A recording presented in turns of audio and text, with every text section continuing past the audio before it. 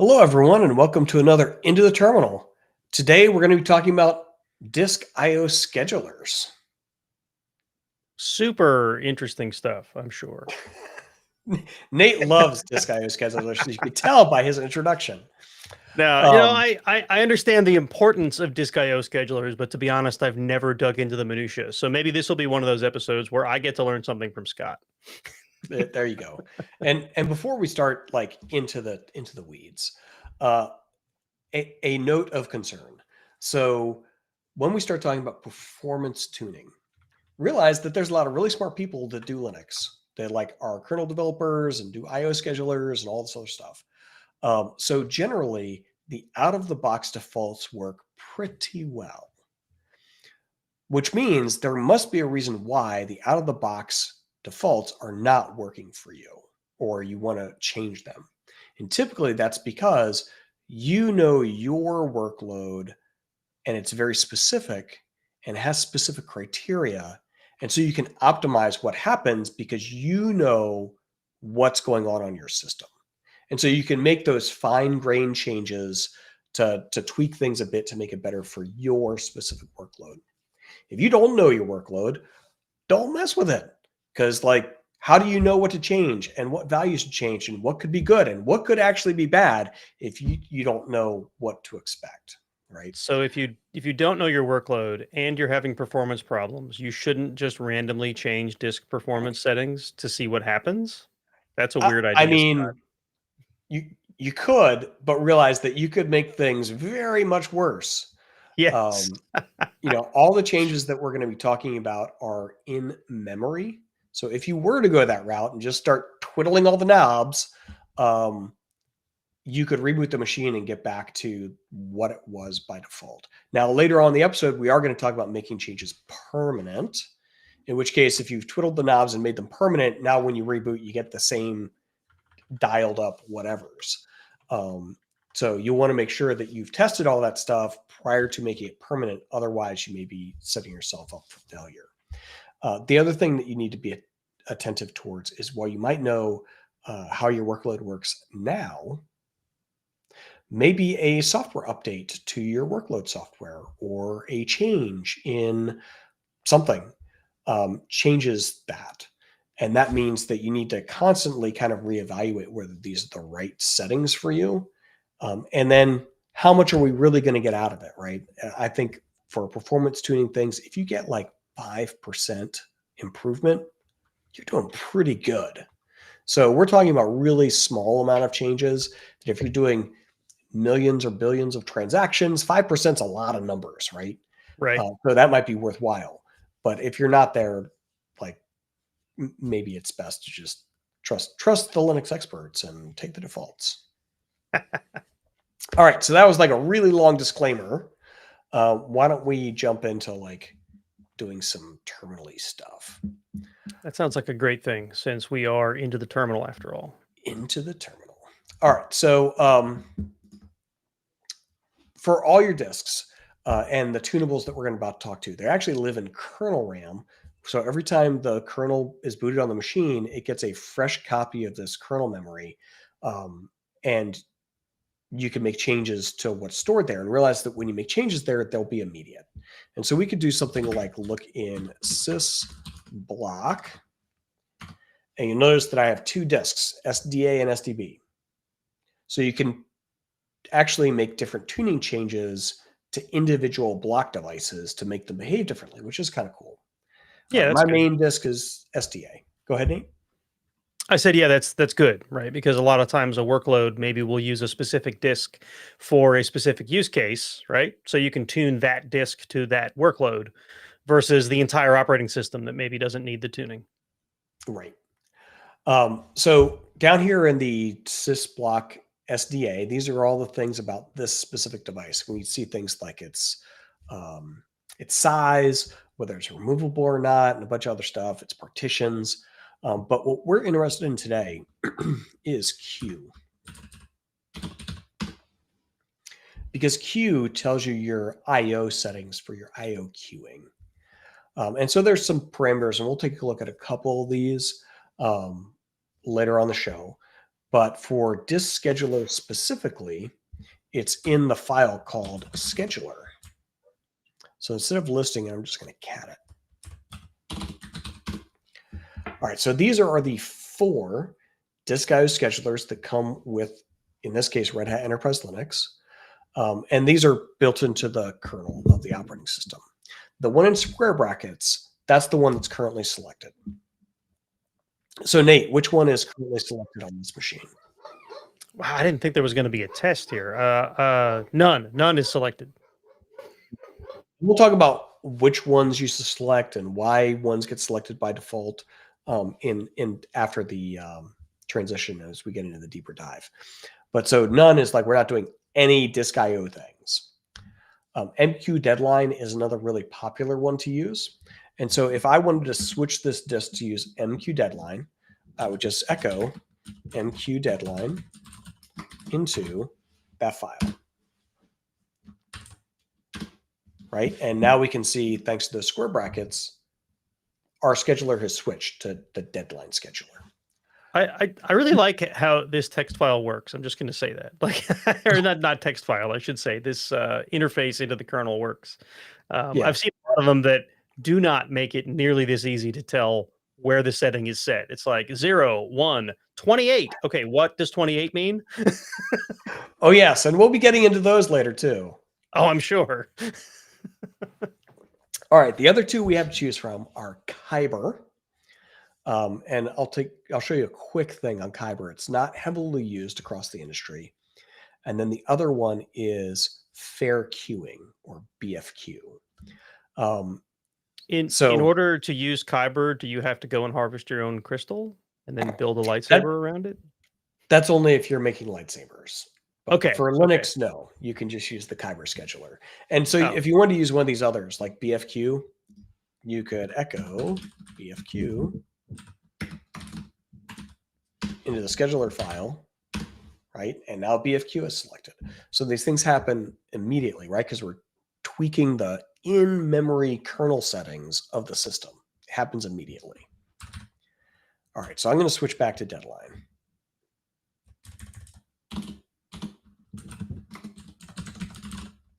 All right. Because these are in-kernel changes, if I was to reboot the machine, I'd be set back to none, because that was the default for this machine. So we also might be interested in making these changes permanent. So the way that these are set permanently is through a daemon called tuned. And on RHEL boxes, tuned starts up every time. If you're not using Red Hat Enterprise Linux or a Red Hat derivative distro, you may need to use something else, like a startup script, to make these changes every time the system boots. But for Red Hat distros, we use the daemon called tuned, which should be turned on by default. And so what we're going to do is we're going to make a new tuned profile. And before I start that, I'm going to look at what my existing tuned profile is. Profile. Hold on. I want active.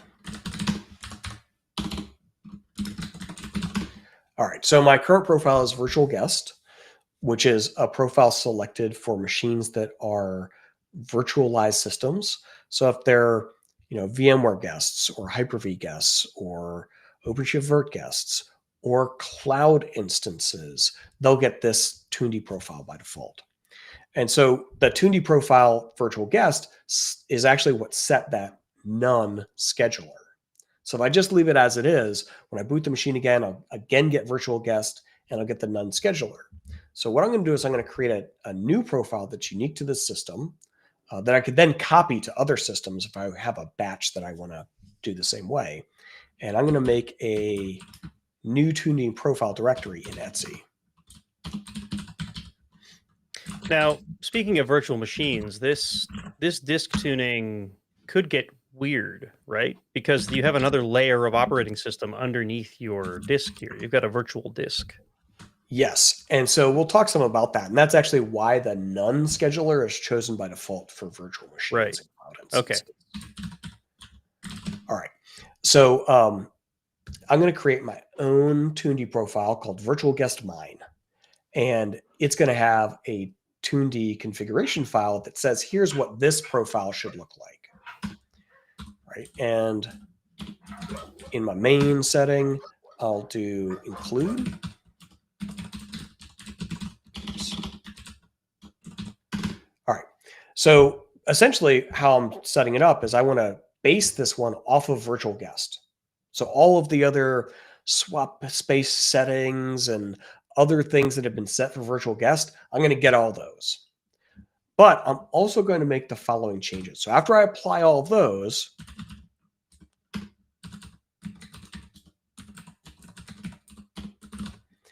I'm going to make these changes to the machine. So it'll start by applying all the virtual guest stuff, and then it'll apply any additional changes in the profile. In this case, changing my disk elevator to deadline. All right, and if I do a tuned ADM, tuned ADM list, right, mine shows up in the list. There you go.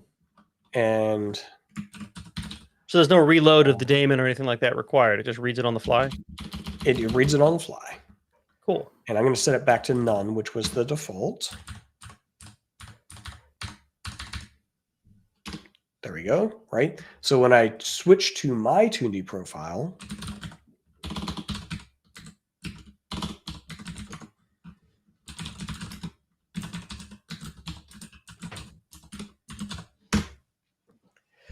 we should have all the other virtual guest things, except when I look at my scheduler, it should be automatically set to MQ deadline. Right? There you go. Now, tuned will apply the last tuned profile to the machine automatically. So if I reboot the machine, because the current profile is virtual guest mine, then when it boots the next time, it'll get virtual guest mine. So that's how we kind of like boot the kernel, unpackage all of its default settings, and then apply these additional settings over top of it to remap some of the defaults. All right, so that's kind of the lay of the land. That's how you actually switch your scheduler and make it permanent. So after the deeper dive, or in the deeper dive, I should say, we're going to talk about a little bit more detail on what those 4 different schedulers are, why you would choose them, how they're used. We'll then go into more depth on MQ deadline, because that's a pretty common one to want to set, and some of the parameters that you can set there, as well as making them permanent. Don't forget to mash that like and subscribe. Nate, did you learn anything so far? So far, I learned that that configuration file is much better than other configuration files I've seen. All right, so we'll catch you guys in just a second after our fun little animation.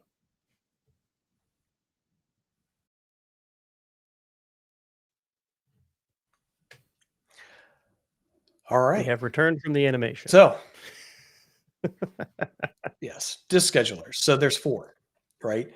None, MQ deadline, kyber, and BFQ. So none is the one that's applied to virtual machines and cloud instances. And Nate, you actually very confidently stated why this was right in the critical path. Why don't you go ahead and restate that for our viewers? Right. Why is none chosen for virtual? Yeah, so I mean, there's probably exceptions to this, like in cases where you're mapping physical disks directly into VMs. But if you're using a virtual disk, right, within your virtual environment, then you're going to have another layer of disk performance at the physical layer, right? So the hypervisor that you're running on, or in this case, the cloud hypervisor that our lab environment runs on top of, right? So that is going to have its own disk queuing and whatnot in place. And then your virtual disk inside of that is, well, I mean, the data written to that disk or to that virtual disk is going to be beholden to that. You know, it's going to inherit. I don't want to say inherit. The host operating system is going to handle it in its own way. Yeah. And so generally the reason that you're changing your disk scheduler is because you want to have certain disk operations occur sooner or later. And so you organize the queue and you kind of like, resort where these things are occurring in the queue so that you can push some things out sooner than other things. But in the case of a virtual machine, you do all this work of organizing all of your things, and then you send it to another device that has its own queuing subsystem, and it just reorders it all, right? Based off of not just your machine, but maybe other machines that are running on that hypervisor. And so that's why we choose none, because why should we spend all of our compute time and effort to try and organize this stuff to then just have it redone before it actually gets written to the disk devices on the machine? So that's why none is the one chosen for virtual machines by default. But there's reasons why you might want to not always choose that. So for example, certain workloads, specifically I'm thinking databases. For databases, if we are trying to retrieve a piece of data, that read request to go out and retrieve the piece of data, somebody's waiting on it, right? The database is waiting on it to retrieve, but then there's some other application that queried the database that's also waiting for that thing to be retrieved. And so oftentimes for database workloads, we want to prioritize reads from the IO subsystem because we know that somebody is waiting on it and we want to minimize that wait time. The flip side is if we're prioritizing reads, then what happens to the write requests where we're actually trying to save data? And so those end up being cached for longer periods, but we don't want to cache them forever because if we were to lose power or something else happens on the machine, we'd lose that data if it was never written out to disk. And so that's where the deadline scheduler is handy. And so we see deadline scheduler used a lot as an alternative when we have those workloads that have applications waiting on data to be retrieved from the disk. The other one is BFQ, which is fair queuing. Fair queuing it used to be the default, like back in the day for RHEL. But now we either default to MQ deadline or none. BFQ is there for kind of like desktop-y things where you want a balance between reads and writes. So with deadline, we're biasing the system to choose reads and we're caching those writes longer, which means we're using up memory for storing the writes. And there's some danger of like, if something happens to the system, we would lose that data. And so for something like a laptop where you could be on battery and you could lose power, you probably don't want to buffer up a whole bunch of data that might evaporate if you lose power. And so things like workstations or laptops, they'll often choose fair queuing for their disk IO so that they can kind of do a balance between reads and writes and kind of keep everybody happy with the data. The flip side is if you have an application waiting on a piece of disk data to be retrieved, it will wait, right? Because there might be some writes that are queued up in front of it and they have to wait. And so there's a big mechanism in BFQ on like how you establish fairness between the reads and the writes. And we're not going to get into that today. Just know that it's fair and there's not bias towards one type of disk operation. But how do the reads feel versus the writes, right? I mean, like, do they feel as though they're being treated fairly?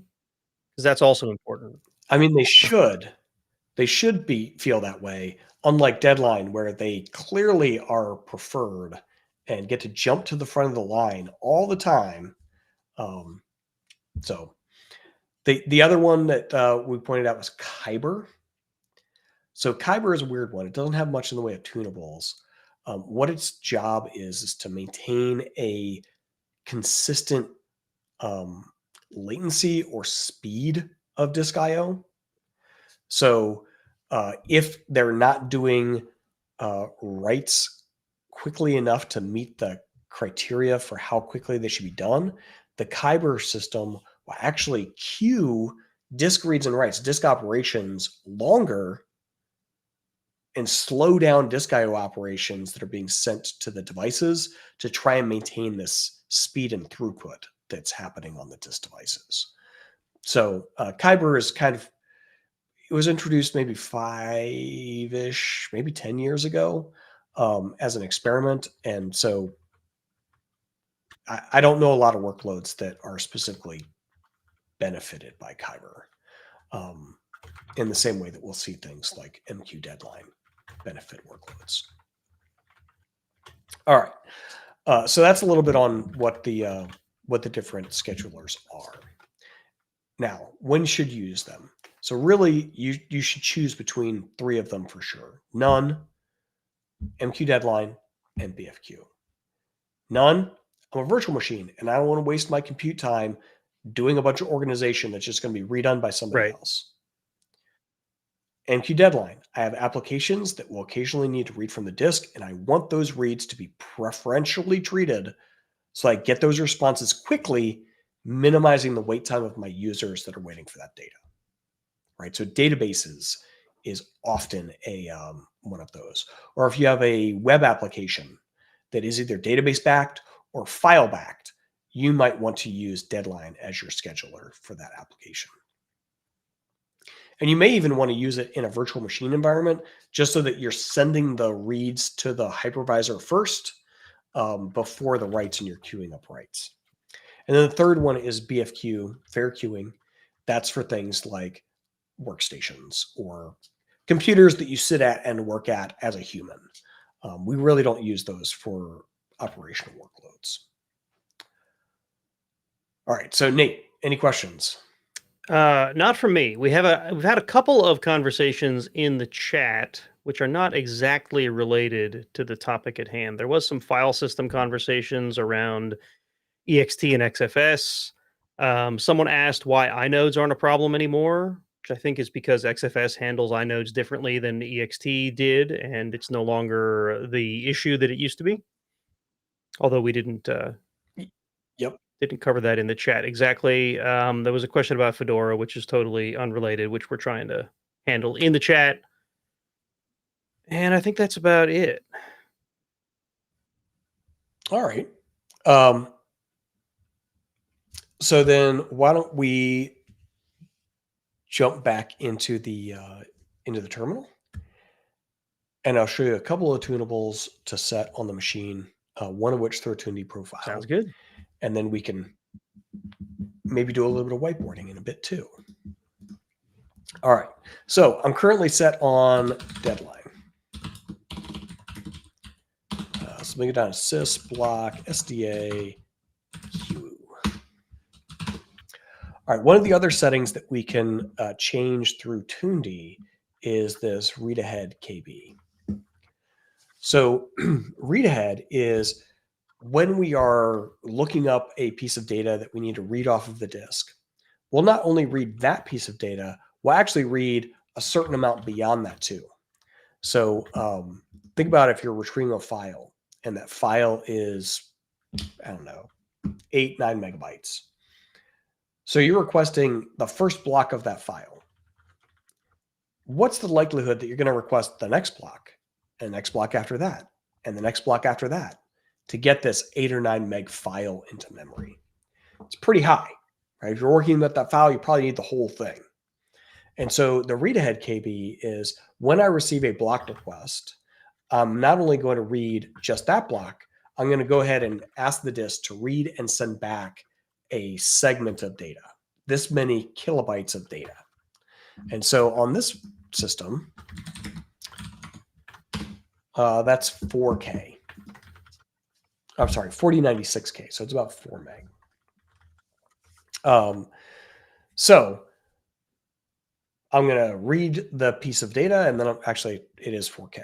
I'm going to read 4K in addition to that, thinking that the next disk IO request is probably going to be the next block anyway, and I'll have it in cache, right? Because I read it ahead. And so when you want to change this value, it's because you know that you're working with larger files. If you know you're working with larger files and you're going to be doing disk IO requests to read large files, then if you increase your read ahead buffer, then you'll get more of them in one go, and we can read them out of cache instead of having to actually return to the disk device and get more data.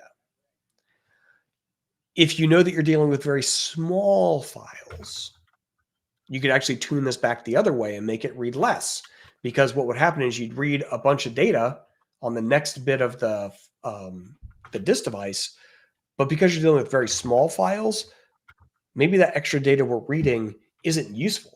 We're spending a bunch of time retrieving it and then not utilizing it because we don't need it. And so that's the choice that you make here with read ahead. So how much should you read? So we could do something like echo 8192 into it. All right, so now we have live changed our read ahead kilobytes to be double. So I'm expecting larger files, and so I'm going to read more of them at a go because I'm expecting that I'll actually have that in cache and I'll need it anyway, so I'll just go ahead and read it in advance. If I was actually dealing with a lot of small files, this could hurt my performance because I'd be doing this extra work of reading the data, but then just trashing it and not actually using it. All right, so how do we make this a permanent change? So in the disk plugin for TuneD, so I'll go to my TuneD profile that I made.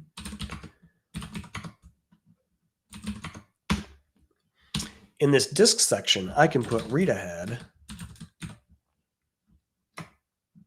equals A192. Oops, and I have that backwards. Equals greater than.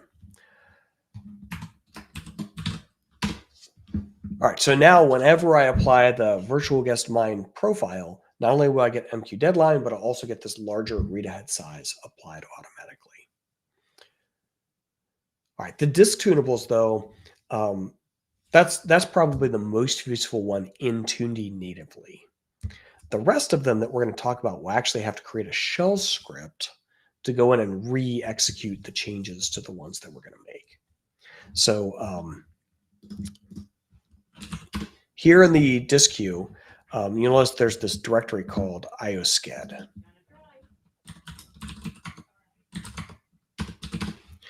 And these are all the tunables that are for my chosen disk scheduler. So I'm currently running MQ deadline, and the two ones of note are the read expire and write expire.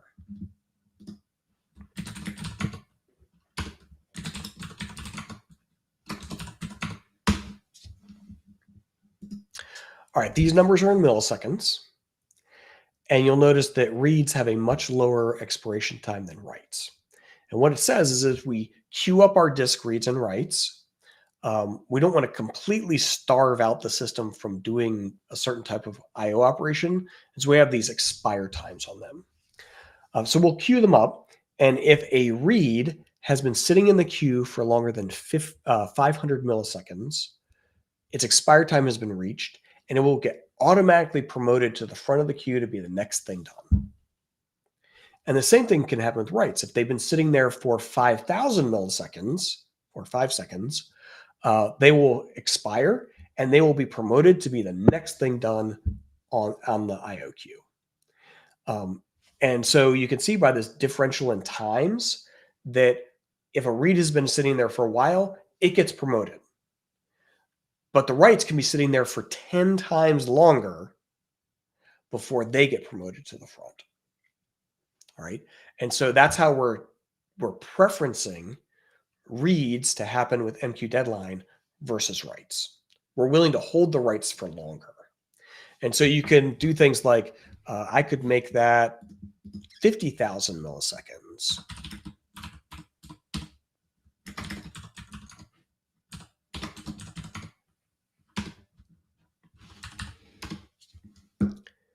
And now we're going to hold them for 50 seconds before I promote them to be the front because they've been sitting for too long. Which sounds like a terrible idea, but maybe there's a reason for it. So remember that the danger with writes is if you lose power, you lose the data. So if you're not really worried about something sitting there for 50 seconds because you're pretty consistently, your storage is battery backed or what have you, you can hold them for longer and it's probably okay. It will use more memory, right? Because you have to store them in memory to hold them. But this way we can hold them for even longer and we can push the reads out faster because they will always be preferential. A slow read could more negatively impact the actual performance of a an application though, right? So that would be probably one good Right. reason why you would want a shorter read timeout than a write timeout, or And that's exactly the expire, I should case, say, not right? timeout. Because if somebody actually looks at this data that we're waiting to write and actually wants to access it again, it's already in memory. Right. So thanks to the Linux kernel page cache, you can get that data back very quickly because it has not yet been purged to disk. So that's another mystery, page cache. Maybe we can do that on another episode. But we're holding these for a lot longer, right? The other thing is if your disk is not super full of transactions, we're not just going to hold it for 50 seconds and not do anything. We'll go ahead and be doing disk transactions to empty out the queue, right?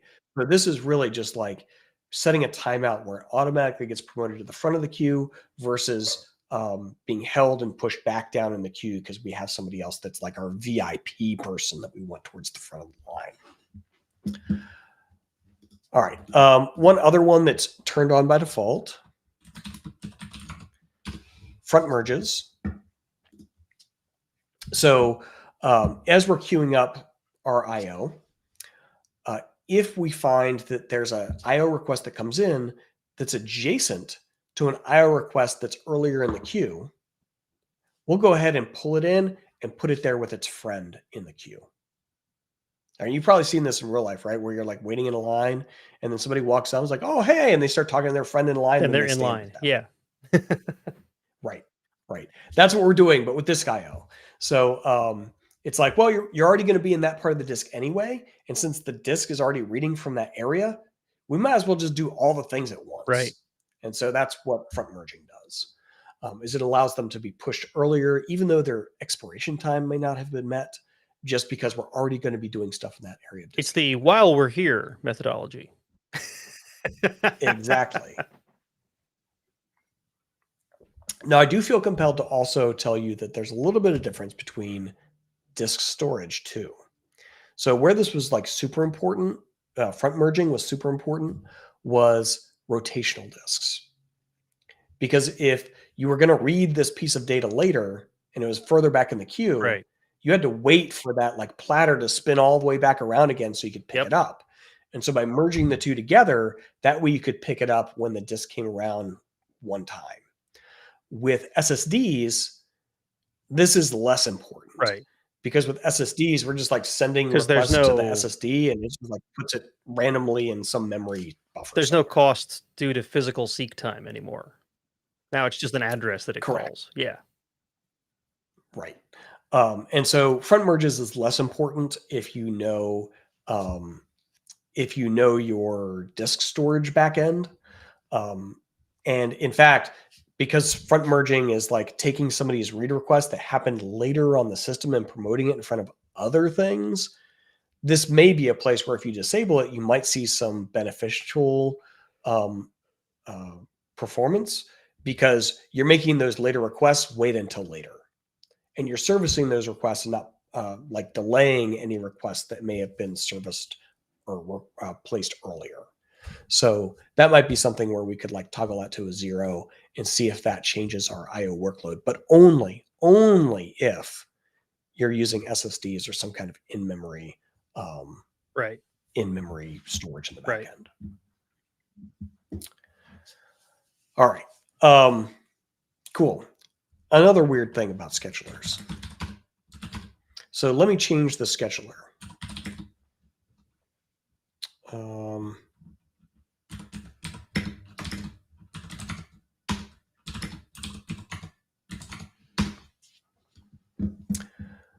So recall when we last looked at the IOSCHED directory, we had the front merges, read expire, write expire. And now we don't have those things anymore because you changed the queue to be fair queuing, or I changed the scheduler to be fair queuing, and fair queuing has its own tunables for how the fair queuing works. Right. And if I switch back to the default for this machine, which was none,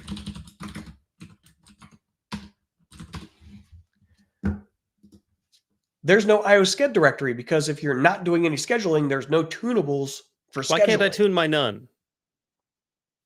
Exactly, because there's none.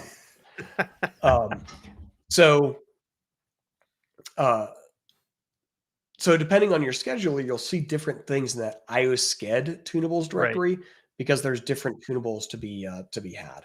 In the show notes or the episode description, there is a great kernel document or kernel directory that documents like all the different schedulers and their tunables and what their tunables do. And so we'll make sure that that's there. I think it may already be there in the show notes, Nate, because it was in the episode. I will get it added. I did not copy that far down. I see it now at the bottom of the links. I'll make sure to get that added. Fair enough. We can just copy and paste it and throw it into the chat. Yes, exactly what I'm doing. Cool. So that's kind of how IO scheduling works and some tunables. Let me switch back to MQ deadline.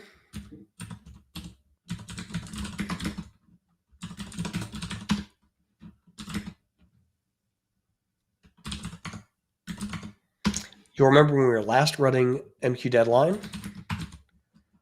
I changed the write expire. And I set it to 50,000. But now it's reverted back, right? Because I switched to another scheduler and then I came back and it just got all the defaults. So the next thing is like, how do we keep these things that we're changing from not being the defaults when they get changed again? And so there's not a great answer to this, but here's what I found. What we can do is go back into our Tuned profile, and Tuned has the ability to execute scripts when a Tuned profile is put into place. So I can go into my Etsy Tuned virtual guest mine, and I can create a script. And I'm just going to call my script disk tuning sh. And I'll make it a bash script.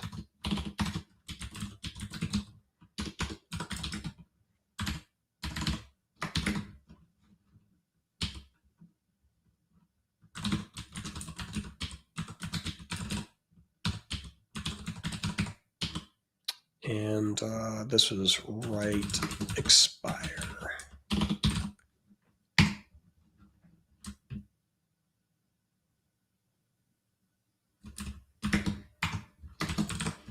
All right, and I'll make it executable.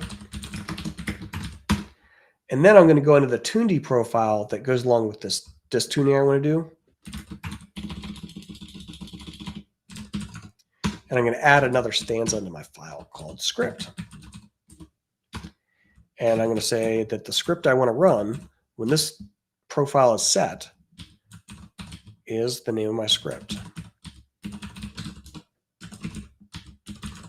Oops.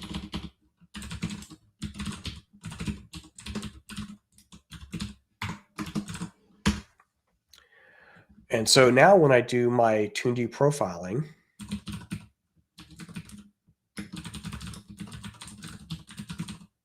all right, so I'll switch to another profile so I get some parameters. Then I'm going to go back to mine. So now it should set the scheduler to deadline, and it should have changed my write expire, right? So it's like, these are the parameters I want to set and the values I want to set to them. There you go. So you Tuned profile, you reference your shell script you want. In the shell script, you actually like send all the data into the individual files in memory that you want to change. And then whenever you select that profile, those are the things that get set automatically.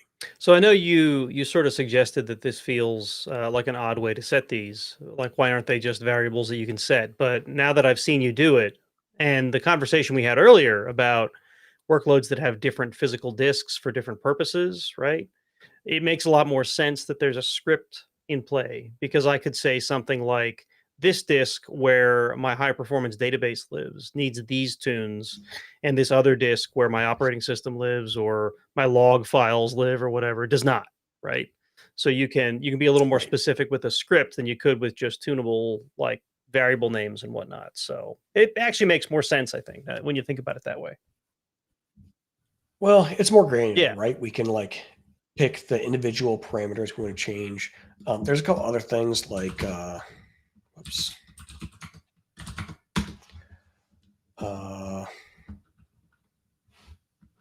Right starve here.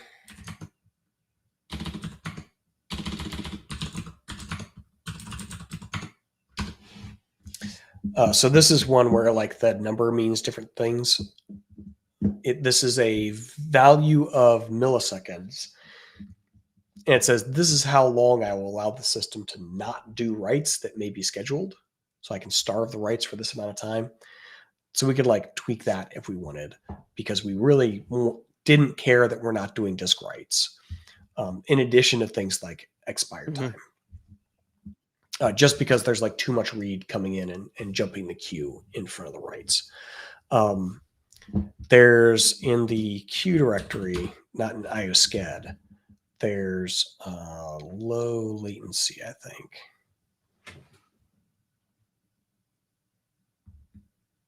Oh, I'm not seeing it.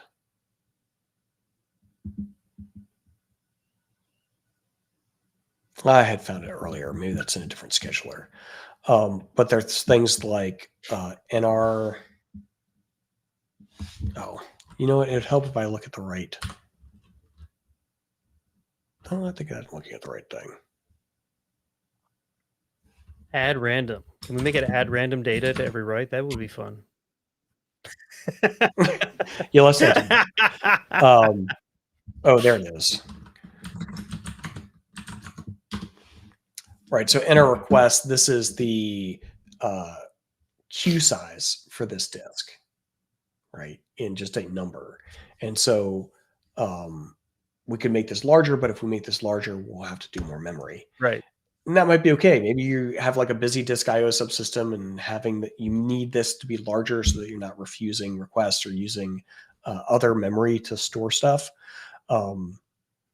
But it's something that's not included in the tuned profile disk subsystem by default. Right. And so this is something you could throw into your script to tweak for the specific disk. So yeah, this is how you do the really goofy things. And the reason that read ahead is in the disk profile for tuned is because that's a pretty common to tweak one based off of the disk file size that you're working with. These others are a lot more exotic. And is that maybe included in all of the different queuing strategies except for none? That it could be a generic value like that, or not generic, but you know what I mean, included at the top level. Whereas these other things could change based on what queue you set or what profile you set. So anything that is elevator or disk scheduler specific, we should see under IOSCED. Right. When I change to none,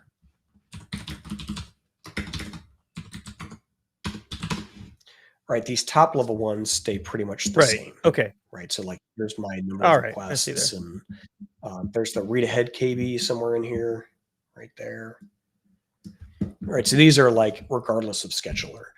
The scheduler ones are where like now that I've picked the disk IO type that I want, these are the additional tunables that I can tweak for it. Cool. So yeah, let's like a kind of deep dive in the weirdness of schedulers and how you make them persistent on the machine. So now go schedule all of your disk IO and learn all the pitfalls and then regret your choices and revert back. Right. Well, I mean, we're talking about all the things that you could do, right? But realize that we also talked about like, well, I have to know what kind of storage I'm using on the back end. Well, I need to know that if I'm queuing more things, I need more memory, right? So you can actually put more memory utilization on the system because you've changed your disk IO settings. You know, I need to know whether my IO is write heavy or read heavy. And do I want to bias my IO towards one or the other? So like for whatever reason, if you like really wanted to save files, you could use deadline, but flip-flop like which is preferred by making the writes expire really small and the read expire really big. I wouldn't recommend it. That would like kill your system performance, but you could do it, right? And this is where like knowing what you need to shape and how to shape it and how the consequences of shaping it look can be really important. Right. But yeah, so none, MQ deadline. Those are the big ones. Right. Those are the choices that you should make. And if you're a laptop or you want a balanced mix between reads and writes, you can use BFQ. Awesome. So a whole bunch of information that I hope folks have pulled some valuable gems of information out of here. Nate, did you pull any valuable gems? Yeah, I mean, there's a out? lot to parse there. I'll say that. I do have a better understanding, I think, of how this is meant to work and why you would change these things now, which is good. Which is good. I have had some exposure to these now that I've seen some of the terminology. I've never gone to the kernel level to change them, but I remember when we were like researching storage arrays and whatnot, I had to do a whole bunch of learning about, how this array writes data and how you can change the scheduling at that level and all that. But I've never done it at the Linux level. Yeah, and disk arrays are another great example of like why you might set a scheduler per device to something Right. different. So, when you send data to your disk array, it's going to do its own thing for ordering reads and write requests and stuff too. So depending on how it interacts there, you might choose none, or you might go always send the reads first because I want those back. And a lot of those nowadays get super complicated because they're trying to do all kinds of tricky things with storage to try to make it, more efficient or deduplicated or more resilient or faster or whatever, right? Based on your needs. Yeah, there's stuff like the multi-tiered storage where it's like there's a whole bunch of RAM essentially that stores a bunch of things. And then there's SSD, then there's spinning disk, cache. Yep. So yeah, like we can control the Linux things. We can't control the like everything that happens after the Linux things. Right. So, any interesting questions before we close out our No, I think everybody was stunned into I don't know what they were stunned into from the brilliance. Yeah, everybody got quiet toward the end. I think likely not. They're just like, I never thought about this. This is weird and a lot. Yeah. So, but no, good information. I'm sure folks will find it useful as a reference at the very least. So all right. Well, we decided what we're doing next. Well, I did want to mention that. I mean, the cat's out of the bag at this point. We've got a new release of Red Hat Enterprise Linux out there. Scott's wearing the shirt. I mean, if there's a shirt, then it's got to be public now, right? But at Summit last week, we announced Red Hat Enterprise Linux 10, and earlier this week, I did a live stream talking about some of the cool new features in Red Hat Enterprise Linux 10. So if you haven't watched it, you probably want to go back and check it out. Again, it's not in the notes at the moment, but I'll add it to the notes so people can go find it. But yeah, about an hour live stream, a couple of questions, just basically talking about all the cool new features. So pretty cool stuff.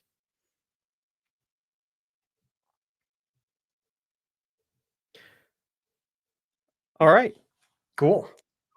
Next week, we'll be doing another Into the Terminal episode. I don't know what it's going to be. It'll be something riveting. Maybe we'll start some Rel 10 stuff. Maybe we'll do like a show on image mode. Wouldn't that be fun? That would be kind of cool. Red Hat was the originators of packaging for Linux, right? You mean with RPM and whatnot? Yeah. Well, it used to be called RPM Package Manager. Right. Well, Red Hat Package Manager. Yes, RPM. I recall. And then we opened. Yeah. Now it's just RPM Package Manager. For Rel 10 and actually Rel 9 as well, we're changing how we're doing packaging to not just be RPMs. You could still do it that way, but we could actually package an entire OS image and manage our updates and stuff through a new OS image. So yeah, we could maybe pretty neat stuff. We've been joking about doing an episode on like, can AI manage my box? Yeah, and now we can do that using like official Red Hat software with the command line assistant. Exactly. I did have a friend complain to me yesterday that it didn't do a good job writing Ansible playbooks for him. And I was Well, like, well, that's because Ansible is you not should be RHEL. using Ansible Lightspeed for that, not RHEL Lightspeed. Go Exactly. do your thing in Ansible world.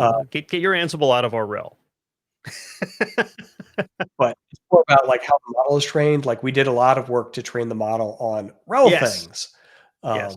And not a lot of work to train the model on Ansible things. Because there's a different model for that. It's a different assistant for that. Yeah.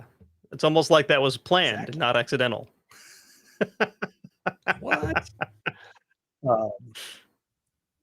Yeah. And then Nate, we had started also on the policy discussions. Maybe we'll throw one of those in a couple Yeah, weeks. I mean, if folks liked those conversations, let us know, and we will figure out more. Right, so more of the sysadmin drudgery, I guess you might call it, instead of the active management stuff. Right. I love the sysadmin drudgery. Let's watch shows on drudgery. Yes. That sounds Maybe amazing. we won't title it that when we make those episodes, but yeah. Cool. Well, thanks everybody for tuning in today. Hopefully, it was not too esoteric, and fancy words like esoteric. Right. But yeah, so we'll see you next week. Everybody have a great one.